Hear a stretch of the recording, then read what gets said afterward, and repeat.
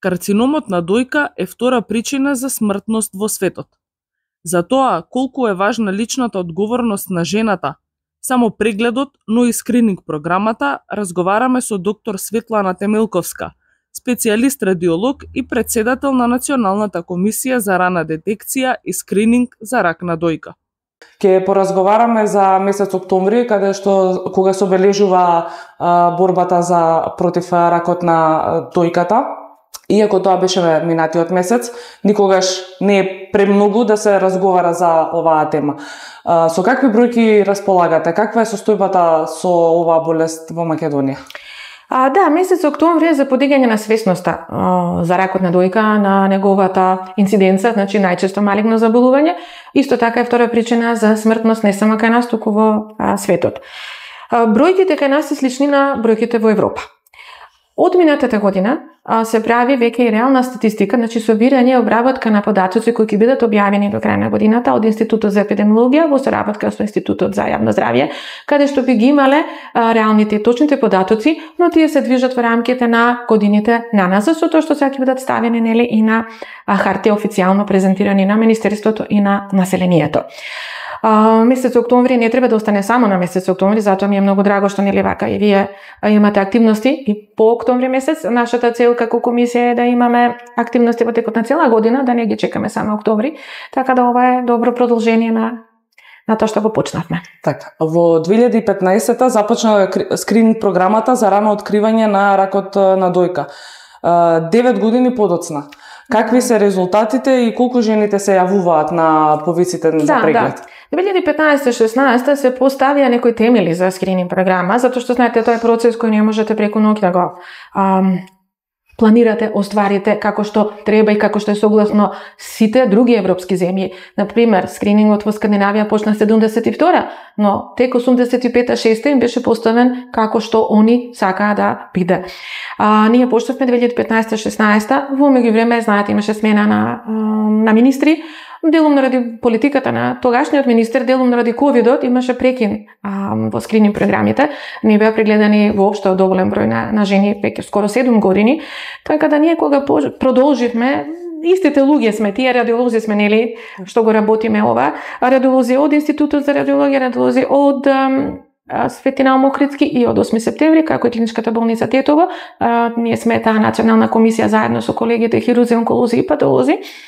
Продолживме, меѓутоа наидовме на многу сериозни проблеми воопшто во закажувањето на прегледи, во мој термин, во самата едукација на жените и на матичните доктори, а можеби и на радиолозите, си поставивме многу големи задачи.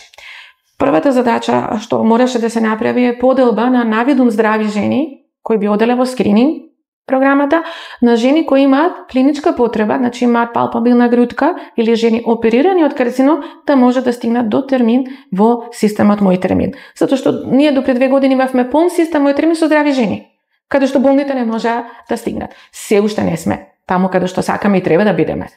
Процес каде што сите мораат да учествуваат.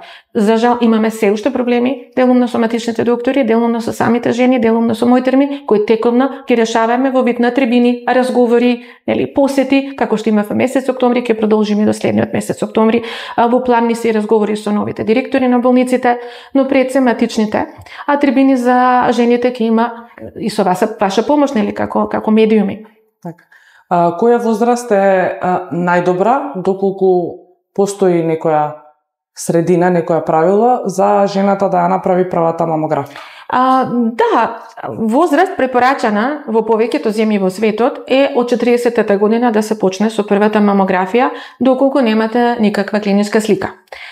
Целта наша понатаму за 2 до 3 години е да може би направиме некои мали модификации на жени што имаат мајка или сестра со карцином на дојка. Тоа ќе следи во следните програми, меѓутоа сега препораката е да жена од 40 до 44 има можност сама да се пријави во скрининг програмата, а жени од 45 до 69 или сами се пријавуваат или се повикани од системот Мој термин по случајен избор во однос на нивната возраст. Она што вашите пациенти многу често го истакнуваат е дека постојано ги советувате за само преглед. Колку жените во Македонија имаат самосвест за само прегледот и зошто е важно да го прават? Три работи спасуваат животот, но три работи го продолжуваат животот на жената. Првата е месечниот самопреглед, кој е многу потценет. Важноста на месечниот самопреглед е многу потценет кај жените. Не можам, не знам, заборавам е неприфатливо. Ако имаме на ум дека ракот на дојка е најчесто малигно заболување, треба да почнеме еднаш во месецот прво да си посветиме неколку минути на дојките. Така да месечниот самопреглед е првиот фактор што ќе спаси живот на жената. Но тоа е кога има клинички знаци. Значи, кога веќе она знае дека нешто се случува. Скринингот е тој што е одговорен, значи ние како радиолози што работиме во скрининг програма сме одговорни да го најдеме ракот пред жената да знае дека има некоја промена, значи пред да биде клинички јасен, каде што ги гледаме индиректните знаци.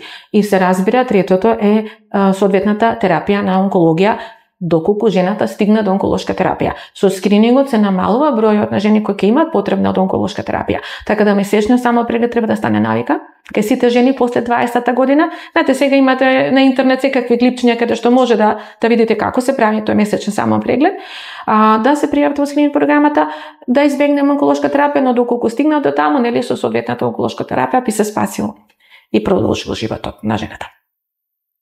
Медицинската опрема е многу важен дел од целиот процес за раната детекција. Има ли во Македонија доволно модерна медицинска опрема? Потребно ли е вложување во овој дел и дали вие како доктор лично се соочувате со некаков предизвик по однос на апаратурата и опремата со која работите? Треба ли повеќе? Да, една од небулозите во нашата држава е и таа опрема во однос на кадар. Имаме апсолутно најсовремена опрема. Ние на Институтот за радиологија добивме и нов мамомат за да го работиме скринингот, меѓутоа останавме само на еден мамомат. Имаме само една амбуланта, а работиме само две докторки.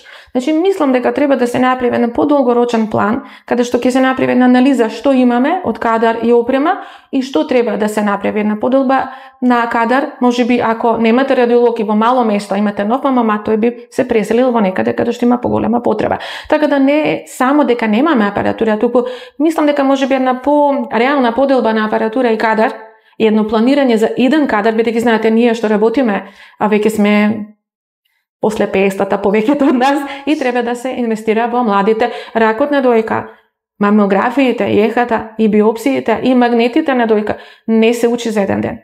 Значи тоа е процес кој треба да се размисли, да се едуцираат младите колеги, за да можат да имаат до едукација од 2 години кои по иднина би можеле да работат искрени. Ваш совет до жените како доктор и како жена? Ти почнам како жена, затоа што знаете, сите ние имаме посебен мотив ова да го работиме. Мојот мотив е баба, тетка и братучетка со рак на дојка. Најголем мотив де факто е мојата ќерка која има 27 години и што нејзе би советувала да прави во однос на генетиката или во однос воопшто на инциденцата на ракот на дојка, бидејќи знаете како не знаеме зошто некои жени имаат рак на дојка. Некои жени се првата мутација, некои жени имаат семена анамнеза. Како пациент, јас можам да кажам дека јас правам редовни мамографии, ги правам, гледам и помалку од 2 години ради семената анамнеза.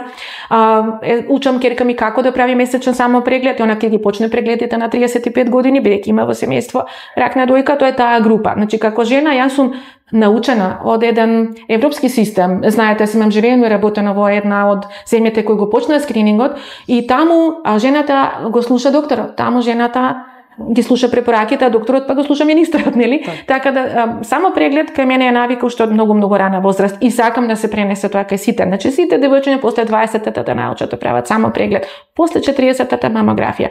Како радиолог апсолутно ги молам жените. Знам дека државното здравство е далеко од тоа што треба да биде. Меѓутоа, исто така, знам дека доколку жената се пријави во скрининг програма и има некоја промена, ние и креираме упати, ние и правиме биопсија, ние испраќаме на торакална хирургија кој се дел од комисијата. Времето на чекање нема да е повеќе од 30 дена за жените што имаат карцином најден во скрининг. Значи ги молам жените да веруваат во државното здравство, не е едноставно, не е одма процес, меѓутоа поевтино е, солидно е, стручно е. Значи, да ако се пријават во скрининг програмата, патот до лекување е многу однапретрасиран и одреден од врвни доктори. Ви благодарам многу за стручноста, за разговорот и за одвоеното време. Благодарам и на вам, на вашата иницијатива. Пријавувањето за скрининг мамографија се одвива преку веб страницата screening.zdravstvo.gov.mk и прегледот е бесплатен. општи информации за скрининг програмата може да добиете на телефонските броеви 071 415 872 и 072 262 984.